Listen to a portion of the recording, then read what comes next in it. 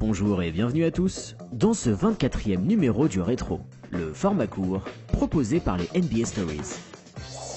Pour la première fois de l'histoire de la chaîne, nous avons décidé aujourd'hui de quitter les parquets luisants de la NBA pour nous intéresser aux Jeux Olympiques. Les États-Unis viennent de battre une équipe de France valeureuse, mais incapable de répondre à la domination des Américains. Domination. Voilà un mot qui décrit parfaitement Team USA, une machine à gagner dont la date clé remonte à 1992. Et oui, avant cette date, les professionnels n'étaient pas autorisés à participer aux Jeux. Même avec des amateurs, les États-Unis écrasèrent toujours la concurrence et partagèrent les médailles d'or seulement avec la Yougoslavie et l'URSS. En 1992, et pour la première fois de l'histoire, des joueurs NBA furent donc autorisés à participer aux Jeux Olympiques, ceux de Barcelone. Le résultat de ce changement de règle ? Ni plus ni moins que la meilleure équipe de tous les temps, la Dream Team. Avec Michael Jordan, Magic Johnson, Larry Bird ou encore Charles Barkley, pour ne citer que, les Américains piétinèrent la concurrence pour remporter haut la main la médaille d'or. Malin comme un renard, le commissionneur d'alors David Stern comprit instantanément que les Jeux Olympiques étaient l'occasion rêvée pour promouvoir sa compétition à l'international. Avant 1992, seuls quelques initiés s'intéressaient à la NBA dans le monde. Mais après cette date, ce fut une véritable explosion de popularité pour la Ligue. David Stern raconta : la Dream Team fut le déclencheur de l'intérêt pour la NBA dans le monde. Dès les Jeux finis, nous nous sommes attelés à promouvoir la Ligue à coups de campagne marketing. Avant 1992, nous étions diffusés dans 80 pays. Quelques années après, c'était presque 150. Cette fois-ci, adieu à la concurrence des pays d'Europe de l'Est. Avec des effectifs composés des meilleurs joueurs du monde, les États-Unis laminèrent leurs adversaires aux Jeux de 1996 et 2000, malgré, là encore, une belle opposition française. Si de nombreuses nations montèrent en grade suite à l'émergence de la popularité du basketball, les États-Unis étaient toujours au-dessus du lot et semblèrent bien partis pour remporter tous les Jeux jusqu'à la fin des temps. Et c'est donc ainsi que nous voyageons à Athènes en 2004. Entraîné par Larry Brown, Team USA se déplaça une nouvelle fois chargé en talent. Besoin d'être convaincu ? Dites-vous bien que les Américains pouvaient compter sur les services d'Allen Iverson, Stephen Marbury, Dwayne Wade, Carmelo Anthony, LeBron James et le double MVP Tim Duncan. Malgré ces noms ronflants à souhait, David Stern s'exprima avant les Jeux en disant : je ne veux pas appeler cette équipe Dream Team, il n'y aura pour toujours qu'une seule équipe de ce nom. Ce que Stern ne savait pas est que les Américains allaient encore rentrer dans l'histoire en 2004. Mais cette fois-ci, pas pour les bonnes raisons. Dès le début de son aventure, le groupe semblait être bien moins soudé que les années précédentes. Dwayne Wade s'exprima : je ne suis pas un meneur de jeu typique qui organise chaque action, mais l'entraîneur voulait que je le fasse. Parfois, j'avais la balle dans les mains, mais je ne savais pas quoi en faire, car je ne comprenais rien à ce que coach voulait de moi. Carmelo Anthony s'exclama lui en disant : je me sens perdu. Je donne tout ce que j'ai à l'entraînement, et le coach ne veut toujours pas me faire jouer. Pour sa part, Larry Brown blâma Stephen Marbury, bien plus que Wade ou Melo. Je voulais qu'il dégage. Dès que nous étions dans l'avion en direction d'Athènes, je voulais que Marbury dégage de l'équipe. Ce qu'en pense l'accusé, ce furent les pires 38 jours de toute ma vie. Bref, inutile d'aller plus loin.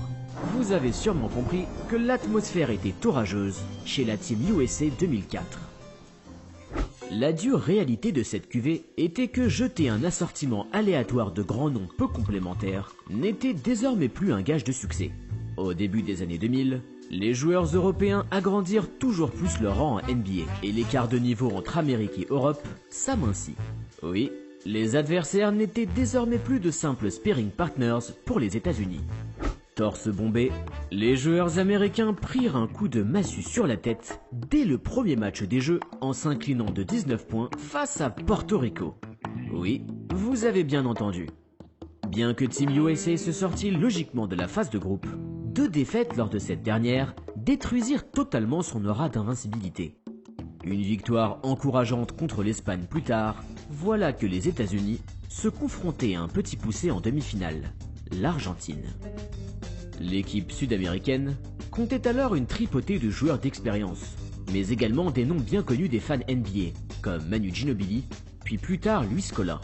Citons également Carlos Delfino et Andrés Nocioni, qui jouèrent 8 saisons en NBA. Si vous croyez que les Argentins avaient la boule au ventre avant d'affronter Team USA, vous vous trompez.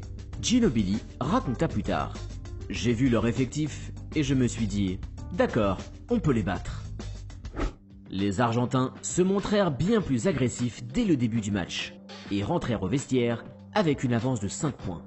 Bien évidemment, il était attendu que les stars américaines tapent du poing sur la table dès la seconde mi-temps. Mais que nenni! Les Argentins continuèrent leur tour de force en gagnant le troisième quart-temps 27-19.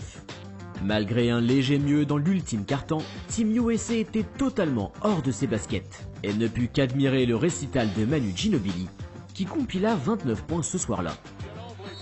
Voir les États-Unis perdre aux Jeux Olympiques est rare, mais alors contre un pays si peu habitué aux grandes joutes du basketball, voilà qui entra instantanément dans les livres d'histoire.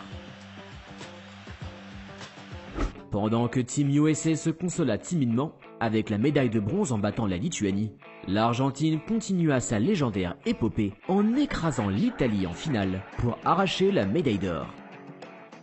Le comble de cette désillusion pour Larry Brown est que le meilleur, ou plutôt moins pire, joueur des États-Unis cette année-là était sûrement Stephen Marbury.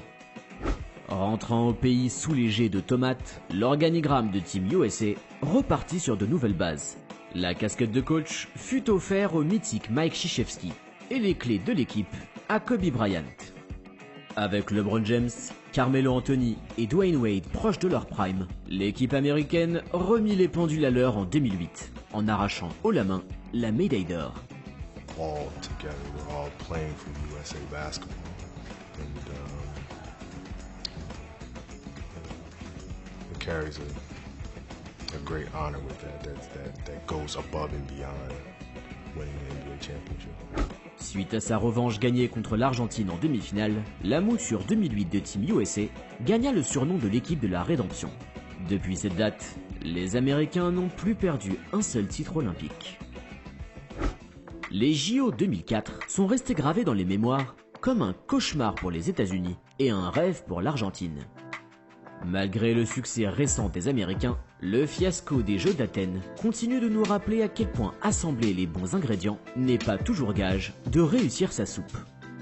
Oui, si vous cherchez à admirer Team USA dans toute sa splendeur, ce n'est assurément pas chez les Grecs qu'il faut aller se faire voir.